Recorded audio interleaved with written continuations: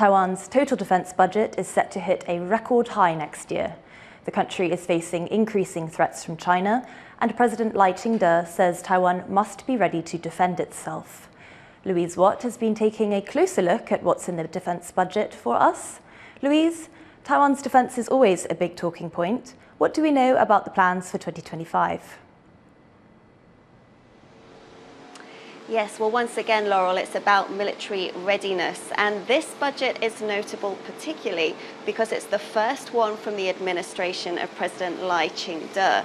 He's been in power for almost 3 months now, but his party has been in power for the past 8 years. And during that time, they've steadily increased the amount they spend on Taiwan's defense. And so next year, Taiwan's defense budget is set to reach a new high of 19.8 billion US dollars. That compares to 18.6 billion in funding for this year. So crunching the numbers, that equates to around 2.5 to 2.75% of GDP. That's still short of the 3% of GDP that Lai promised when he was campaigning, although he did call that 3% figure a long-term target. But in any case, is this enough to deter China? Taiwan does spend more as a percentage of GDP on its defense than NATO countries like the UK, France and Germany, for instance, but it spends less than Israel, which is also facing an existential threat.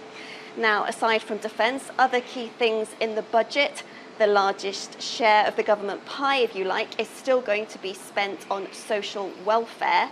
And in fact, next year, the government plan is to raise spending on long-term care by $150 million to just shy of 3 billion US dollars. That's because Taiwan has to grapple with an aging society, and in fact next year Taiwan is set to become a super-aged society. What that means is more than a fifth of the population will be aged 65 or over.